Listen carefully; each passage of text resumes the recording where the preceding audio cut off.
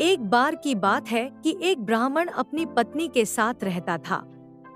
उसका एक बेटा था जिसकी शादी हो गई थी। वह ब्राह्मण क्योंकि अंधा था, इसलिए अपनी रोटी पानी के लिए अपने बेटे पर ही निर्भर करता था। रोज सुबह वह नौजवान भीख मांगने के लिए घर से बाहर निकल जाता और जो कुछ भी उसको भीख में मिलता, शाम को घर में चारों बांट कर खा लेते। कुछ दिन तक तो यह चलता रहा, पर फिर वह नौजवान अपनी इस अपमान भरी जिंदगी से तंग आ गया। उसने किसी दूसरे देश में जाकर अपनी किस्मत आजमाने की सोची। उसने अपनी पत्नी को यह बात बताई और कहा कि वह किसी तरह से कुछ महीने उसकी गैरहाजिरी में घर का काम चला ले। भगवान ने चाहा तो फिर सब कुछ ठीक हो जाएगा। उसने उसको यह भी समझाया कि उसके पीछे उसको मेहनत से काम करना चाहिए, ताकि कहीं ऐसा न हो कि उसके माता पिता नाराज हो जाएं और उसको शाप दे दें। ऐसा सोचकर एक दिन गठरी में उसने अपने लिए कुछ खाना बांधा और घर से चल दिया। वह कई दिन तक चलता रहा, जब तक कि वह बराबर वाले देश के एक बड़े शहर में नहीं पहुंच गया। वहां जाकर उसने एक दुकान पर जाकर उससे भीख मांगी। दुकानदार ने उससे पूछा, तुम यहाँ कब आए, क्यों आए और तुम्हारी क्या जाति है? ब्राह्मण ने जवाब दिया कि वह ब्राह्मण है और अपने माता पिता और पत्नी के लिए खाना ढूंढने के लिए इधर उधर घूम रहा है। दुकानदार को उसकी कहानी सुनकर दया आ गई, सो उसने उसको सलाह दी कि वह उस देश के दयालु राजा से जाकर मिले। वह उसकी कुछ सहायता जरूर कर देगा। यही नहीं, वह उसके साथ राजा के दरबार तक जाने के लिए भी तैयार हो गया। उसी समय इत्तेफाक से ऐसा हुआ कि राजा को एक ब्राह्मण की जरूरत थी जो उसके सोने के मंदिर की देखभाल कर सके। यह सोने का मंदिर उसने तभी हाल में ही बनवाया था, और जब उसने यह सुना कि वह ब्राह्मण भला और ईमानदार था, तब तो वह उसको देखकर बहुत ही खुश हुआ। उसने तुरंत ही उस ब्राह्मण को अपने उस मंदिर का मालिक बना दिया और उसके लिए 100 किलो चावल और 100 रुपए साल के निश्चित कर दिए। ब्राह्मण के घर छोड़ने के 2 महीने के बाद भी जब ब्राह्मण की पत्नी ने उसके बारे में कुछ नहीं सुना, तो वह उसकी खोज में निकल पड़ी। खुशकिस्मती से वह भी वहीं पहुंच गई जहां वह ब्राह्मण था। वहां जाकर उसने सुना कि रोज सुबह राजा के सोने के मंदिर में एक अशर्फी उस देश के रहने वाले भिखारी को दी जाती थी, जो भी उसको मांगने वहां जाता था। सो अगले दिन वह सुबह सुबह उसको लेने के लिए सोने के मंदिर गई, तो वहां तो उसको उसका पति मिल गया। उसने अपनी पत्नी से पूछा, तुम यहाँ क्यों आई हो? तुमने मेरे माता पिता को वहां अकेला क्यों छोड़ा? क्या तुमको इस बात की बिल्कुल भी परवाह नहीं है कि वह मुझे शाप दे देंगे और मैं मर जाऊंगा? तुम तुरंत ही वापस घर चली जाओ और वहीं मेरा इंतजार करो। पत्नी बोली, नहीं नहीं, मैं खुद को और तुम्हारे माता पिता दोनों को भूख से मरने के लिए देखने के लिए वहां वापस नहीं जा सकती। घर में चावल का एक दाना भी नहीं है। ब्राह्मण बोला, हे भगवान, ठीक है, तुम यह लो। कहकर उसने एक कागज पर कुछ लाइनें लिखीं और वह कागज उसको थमाकर बोला, इसे ले जाकर राजा को दे देना। हो सकता है कि वह तुमको इसके बदले में 1 लाख रुपए दे दे। ऐसा कहकर उसने अपनी पत्नी को वहां से भेज दिया। उस कागज के टुकड़े पर 4 सलाह लिखी हुई थी। पहला, अगर कोई आदमी यात्रा में हो और रात को किसी अजनबी जगह पहुंच जाए, तो उसको वहां ठहरने के मामले में सावधान रहना चाहिए। कहीं ऐसा न हो कि वे उसे मार दे। दूसरा, अगर किसी को किसी चीज की जरूरत हो, तो पहले उसे अपने दोस्त को जांचना चाहिए। पर अगर उसको किसी चीज की जरूरत न हो, तो उसको अपने दोस्तों को अपने आप को जांचने नहीं देना चाहिए। तीसरा, अगर किसी आदमी ने अपनी बहन की शादी कर दी है और अगर वह उसको मिलने के लिए बड़ी शान शौकत से जाता है तो उसका वह इस तरह से आवभगत करेगी कि जैसे उसको उससे कुछ लेना हो। पर अगर वह गरीब हालत में जाता है तो वह उस पर नाराज होगी और उसको पहचानेगी भी नहीं। चौथा, अगर किसी आदमी को कोई काम करना है तो उसको उसे अपने आप ही करना चाहिए, अपनी पूरी ताकत से करना चाहिए और बिना किसी डर के करना चाहिए। उस कागज को लेकर वह ब्राह्मणी अपने घर चली गई। वहां जाकर उसने अपने सास ससुर को अपने पति से मिलने की बात बताई और बताया कि उसके पति ने उसको कितना कीमती कागज दिया है। पर राजा के सामने वह खुद नहीं जाना चाहती थी, सो उसने अपने एक जानने वाले को भेज दिया। राजा ने वह कागज पढ़ा और उस कागज के लाने वाले को कोड़े से मारने का हुक्म दिया और उसे वहां से भगा दिया। अगली सुबह ब्राह्मणी ने वह कागज लिया और दरबार की तरफ चल दी। जब वह दरबार की तरफ जा रही थी तो वह उसको पढ़ती जा रही थी।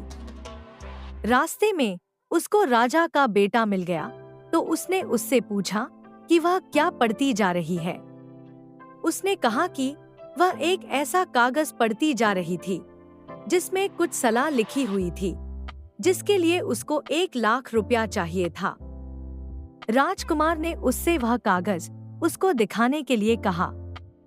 ब्राह्मणी ने उसको वह कागज दिखा दिया तो उसको पढ़कर उसने उसको पैसों के लिए परवाना लिखा और आगे बढ़ गया। बेचारी गरीब ब्राह्मणी ने उसको उसके लिए बहुत धन्यवाद दिया। उस दिन उसने अपने घर के लिए इतना सामान खरीदा जो उनकी जिंदगी भर के लिए काफी था। शाम को राजकुमार ने पिता से एक स्त्री से अपनी मुलाकात के बारे में और उससे एक कागज खरीदने के बारे में बताया। उसने सोचा कि उसके पिता उसके इस काम से बहुत खुश होंगे, पर ऐसा नहीं हुआ। राजा तो यह सुनकर उससे बहुत गुस्सा हो गया और उसको अपने देश से बाहर निकाल दिया। सारा शाही राजघराना बहुत दुखी हुआ जब उन सबने राजा का यह बेरहम हुक्म सुना कि उसने राजकुमार को देश निकाला दे दिया। क्योंकि राजकुमार तो सबका प्यारा था, साथ में सबको उससे बड़ी बड़ी उम्मीदें थी।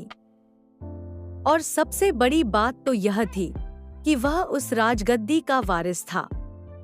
फिर भी राजा का हुक्म तो हुक्म था, सो तुरंत ही बजा लाया गया। राजकुमार ने अपनी माँ को, संबंधियों को, दोस्तों को, सबको विदा कहा और अपने घोड़े पर सवार होकर घर से निकल पड़ा। कहा किधर, यह तो उसको भी नहीं पता था। रात होते होते वह एक जगह आ पहुंचा जहां उसको एक आदमी मिला। उसने उसको रात को अपने घर में ठहरने के लिए कहा तो राजकुमार ने उसका बुलावा स्वीकार कर लिया। वह वहां गया तो उसका एक राजकुमार की तरह से स्वागत किया गया। उस आदमी ने उसके सोने के लिए एक चटाई बिछा दी, उसको बहुत बढ़िया खाना खिलाया और रात को उसकी बेटी ने उसकी सेवा की। उसने सोचा कि मुझे उस भली औरत की चारों सलाहों में से पहली सलाह पर ध्यान देना चाहिए, क्योंकि पता नहीं यह आदमी रात को मेरे साथ क्या करे। मुझे आज की रात सोना नहीं चाहिए। मन में ऐसा सोचकर वह लेट तो गया मगर सोया नहीं। बीच रात में उस आदमी की बेटी उठी और अपने हाथ में तलवार लेकर राजकुमार को मारने के इरादे से दौड़ी। राजकुमार तो सोया नहीं था, सो वह उठकर बैठ गया और तलवार का वार बचा गया।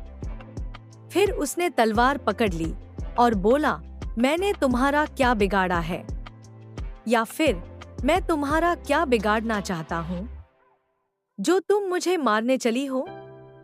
अपनी तलवार संभाल कर रख लो ताकि तुम्हें उससे बाद में कोई परेशानी न हो, जैसे कि उस राजा को हुई थी जिसने गलती से अपने तोते को मार दिया था। लड़की बोली, कौन से राजा ने? राजकुमार बोला, तो लो सुनो यह कहानी। एक बार की बात है कि एक राजा था जिसके पास एक बहुत सुंदर तोता था। वह उसको बहुत प्यारा था। यह तोता राजा के हरम में रहता था और राजा अपनी रानियों से बात करने से भी पहले उससे बात करता था।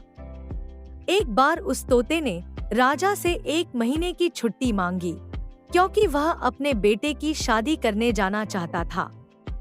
राजा ने उसे छुट्टी दे दी और वह तोता अपने घर चला गया। घर जाकर उसने बड़ी धूमधाम से अपने बेटे की शादी की और शादी के बाद वापस लौटने लगा। लौटते समय वह 2 पेड़ों की टहनियां तोड़ता लाया, जिसमें से एक पेड़ के फल खाने से कोई भी जवान आदमी बूढ़ा हो जाता था और दूसरे पेड़ के फल खाने से बूढ़ा आदमी जवान हो जाता था। वे दोनों टहनियां बागीचे में बो दी गईं और बढ़ने लगी। समय आने पर दोनों पेड़ों पर फल लगे, पर जैसे ही वे पकने को थे कि उस देश में एक तूफान आया, जिससे वे पेड़ नीचे गिर गए। एक बहुत बड़ा सांप भी तूफान के पानी के साथ साथ वहां आ गया। उसने अपना जहर उन पेड़ों की शाखों पर बिखेर दिया, जिसका किसी को पता नहीं चला। तूफान के बाद जब पानी उतर गया तो उन पेड़ों को फिर से लगा दिया गया। वे पेड़ फिर से लहलहा उठे और उनमें फिर से फल आ गए। समय आने पर उन पेड़ों के फल राजा के पास ले जाए गए। राजा ने उनमें से एक पेड़ के कुछ फलों को जांचने के लिए एक कुत्ते की तरफ फेंके। कुत्ता उनको खाते ही मर गया।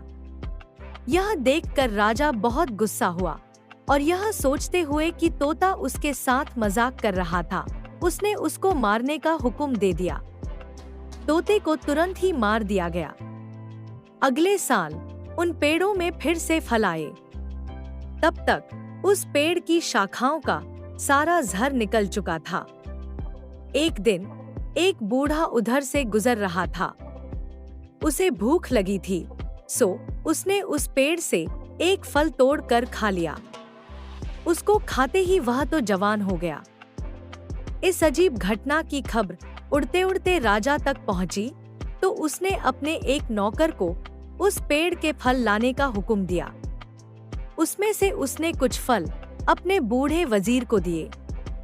वजीर ने उन्हें जैसे ही खाया तो वह भी उनको खाकर वैसा ही जवान और ताकतवर हो गया, जैसा लोगों ने उसको 50 साल पहले देखा था। राजा ने जब यह देखा तो वह अपने तोते के लिए बहुत दुखी हुआ और बहुत पछताया कि उसने उसको कितनी बेदर्दी से मरवा दिया था। वह तो उसके लिए कितने अच्छे फल की शाख लेकर आया था।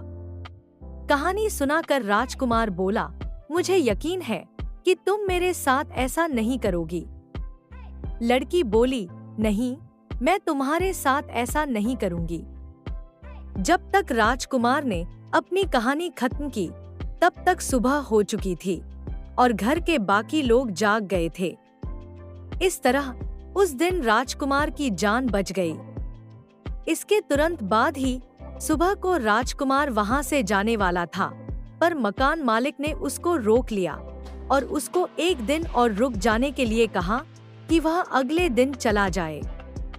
सो उस दिन फिर वह वहीं रुक गया। पिछले दिन की तरह से उसकी उस दिन भी खूब शान शौकत से खातिरदारी की गई। रात को उसे फिर से उसी कमरे में सोने के लिए भेज दिया गया। उस रात भी मकान मालिक की बेटी उसकी सेवा के लिए वहां आई। उस रात भी राजकुमार नहीं सोया, क्योंकि उसको डर था कि मकान मालिक की बेटी उसके साथ पता नहीं क्या करे। आधी रात को फिर वह लड़की उठी और हाथ में तलवार लिए राजकुमार की तरफ बढ़ी। राजकुमार तो जागा हुआ था।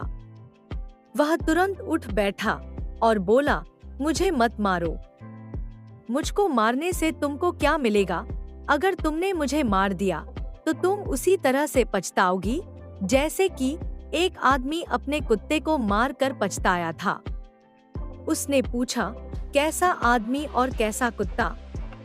राजकुमार बोला, पहले तुम मुझे अपनी तलवार दो, तब मैं तुम्हें उसके बारे में बताता हूँ।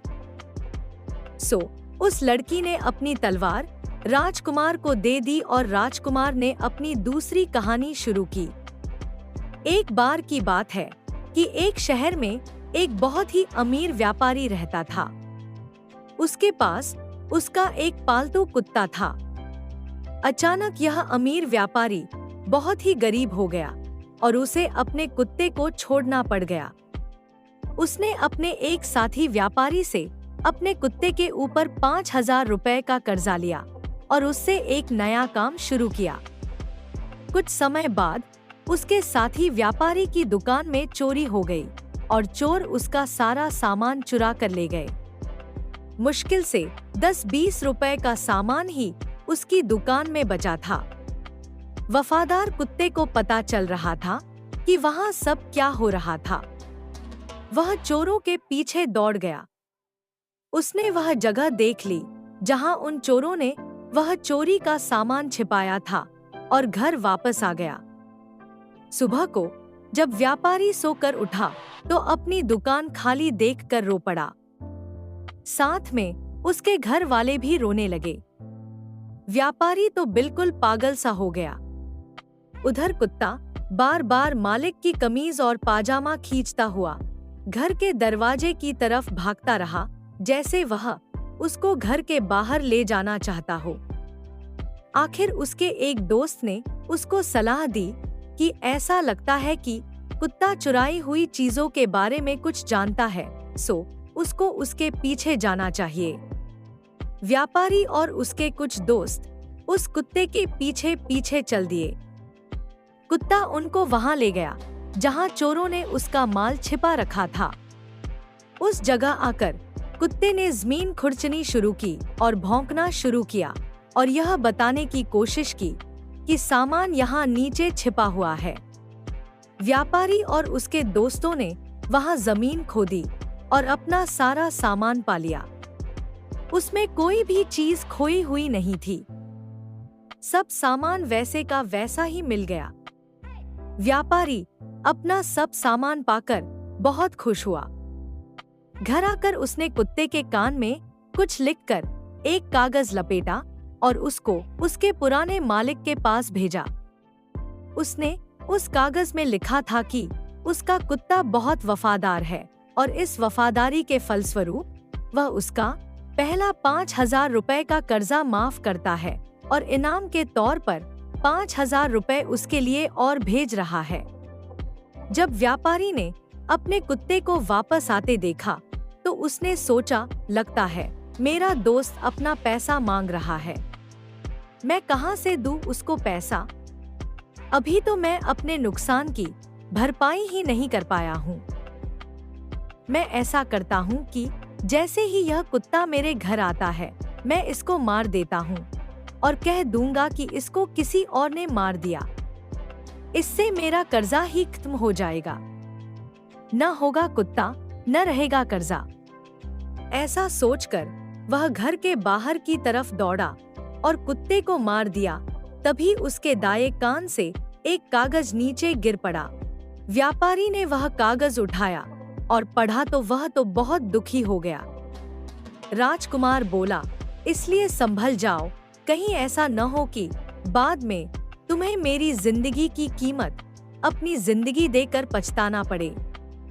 जब राजकुमार ने अपनी कहानी खत्म की तब सुबह होने वाली थी। लड़की बोली, उफ, अब मैं क्या करूं? 1 घंटे बाद दिन निकल आएगा।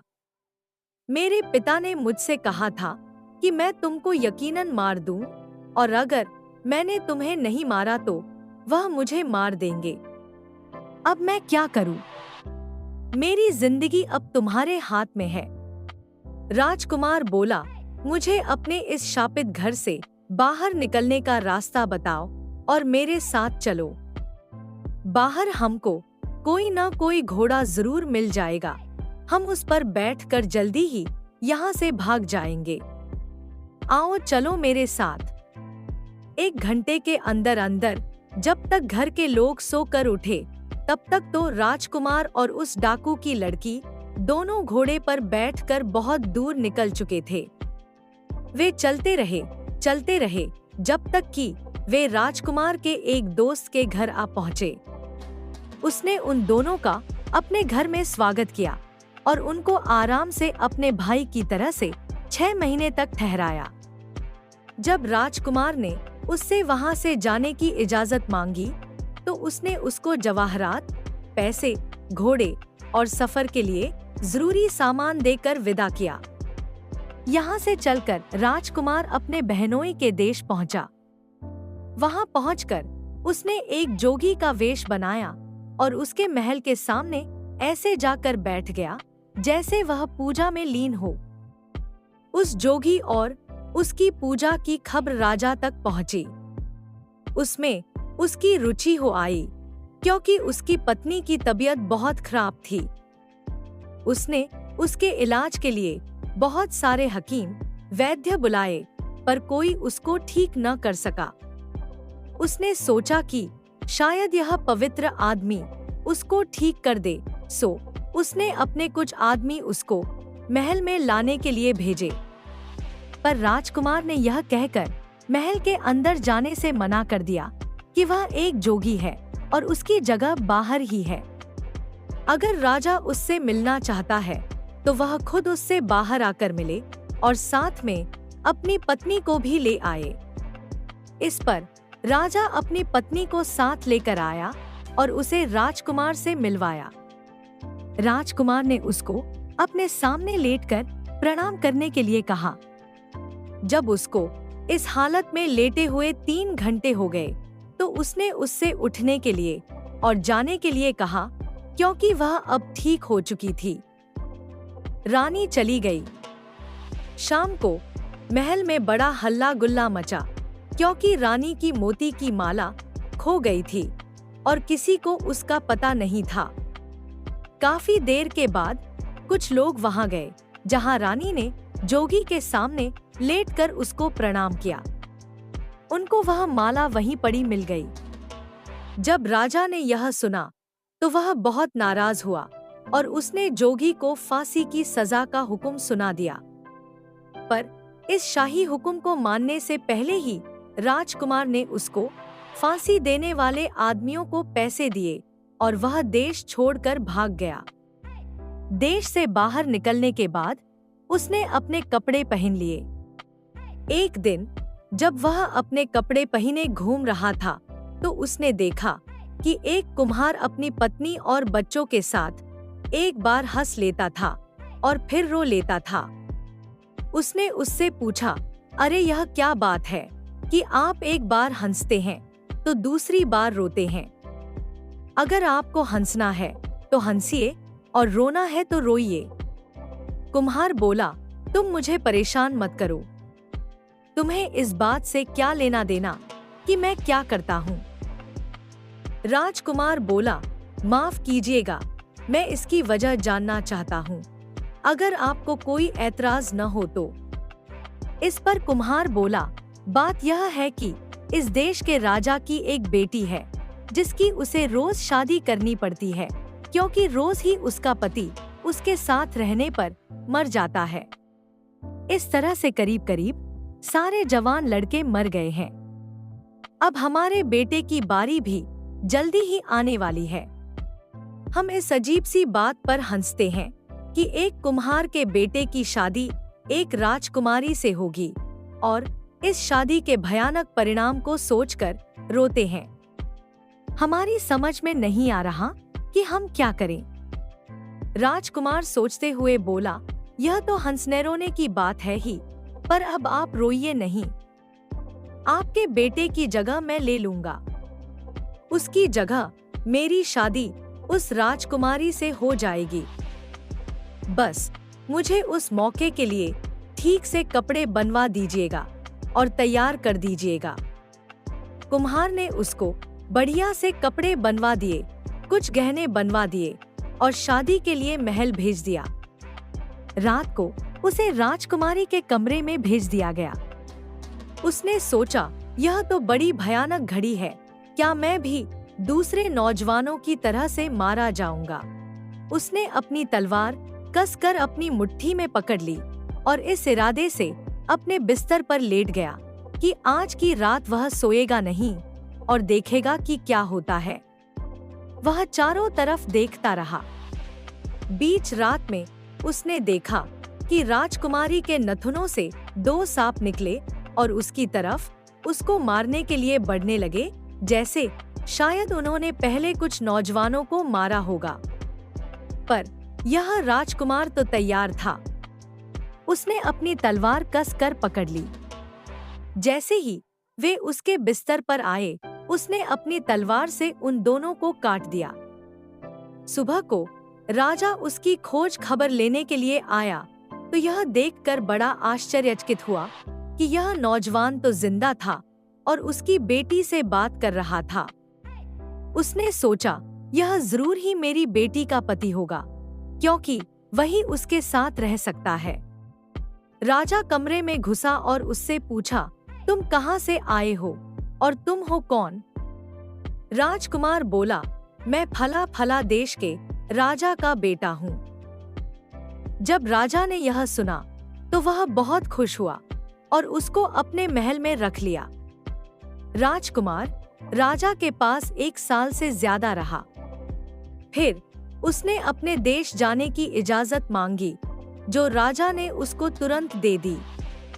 राजा ने उसको उसके पिता के लिए भेंट में हाथी, घोड़े, जवाहरात और बहुत सारे पैसे देकर उसे विदा किया। राजकुमार चल दिया। रास्ते में वह अपने बहनोई के देश से होकर गुजरा तो उसके देश में आने की खबर राजा को लगी, तो वह अपने हाथ रस्सी से बांधे राजकुमार के सामने आया। उसने बहुत ही विनम्रता से उसको अपने महल में ठहरने के लिए कहा और जो कुछ भी खातिरदारी वह उसकी कर सकता था, उसको स्वीकार करने के लिए कहा।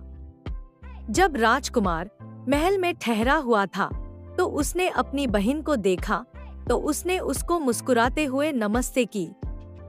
जब वह वहां से चला तो उसने उसको बताया कि जब वह पहले वहां आया था तो उसने और उसके पति ने उसके साथ कैसा व्यवहार किया था, फिर वह कैसे वहां से बचकर भाग निकला। उसने अपनी बहन को 2 हाथी, 2 शानदार घोड़े, 15 सिपाही और 10 लाख के हीरे जवाहरात दिए। वहां से निकलकर वह अपने पुराने दोस्त के घर गया, जिसने उसके साथ बहुत अच्छा बर्ताव किया था। उसने उसके घर से कुछ दूरी पर अपना कैंप लगाया और अपने दोस्त को अपने पास बुलाया, पर उसका दोस्त उससे मिलने जाए ही नहीं। पूछने पर कि वह उससे मिलने क्यों नहीं जा रहा, वह बोला, क्योंकि अब उसको मेरी सहायता की जरूरत नहीं है। यह सुनकर राजकुमार खुद उससे मिलने के लिए उसके महल पहुंचा और उसको अपनी जरूरत के समय सहायता करने के लिए बहुत बहुत धन्यवाद दिया। इसके बाद वह अपने घर गया और अपने माता पिता को अपने आने की खबर दी। पर अफसोस कि अपने बेटे को बाहर निकाल देने के बाद वे उसकी जुदाई में रोते रोते अंधे हो गए थे। राजा बोला, उसको अंदर ले आओ। वह जब अपना हाथ हमारी आंखों पर रखेगा तब हम फिर देखने लगेंगे। राजकुमार अंदर आया तो बूढ़े माता पिता ने उसका बड़े प्यार से स्वागत किया। उसने अपने दोनों हाथ अपने माता पिता की अंधी आंखों पर रखे तो उनको फिर से दिखाई देना शुरू हो गया। तब राजकुमार ने राजा को अपनी सारी कहानी सुनाई और बताया कि किस प्रकार वह उस ब्राह्मणी की सलाह मानकर कितनी बार बचा। राजा ने उसको बाहर निकाल देने पर अपना दुख प्रकट किया और फिर सब खुशी खुशी शांति से रहने लगे।